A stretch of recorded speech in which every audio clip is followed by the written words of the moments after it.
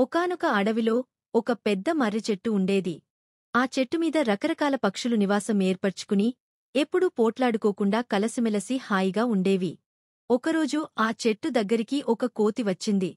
అనుకోని అతిథి రావడంతో సంతోషించిన చిలుకలు పావురాలు మిగిలిన పక్షులన్నీ జామపళ్ళు పాలపళ్ళు రకరకాల పండ్లను తెచ్చి ఇచ్చి సత్కరించాయి.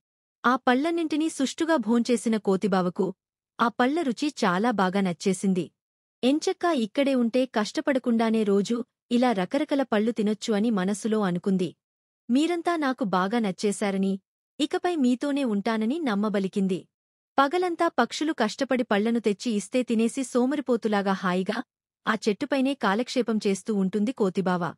కాలం అలా గడుస్తూ ఉంటుంది. ఏ రోజుకారోజు హాయిగా కాలం గడిపేస్తున్న కోతి వాలకం ఓ ముసలి పక్షికి అర్థమైపోయింది. మిగతా పక్షులన్నీ కూడా రోజూ పళ్ళు తెచ్చి కోతికి ఇస్తూ విసిగిపోయి ఉన్నాయి. దీంతో పక్షులన్నీ కలసి సమావేశమై కోతిని ఎలాగైనా సరే అక్కడ్నించి వెళ్లగొట్టాలని నిర్ణయానికి వచ్చాయి.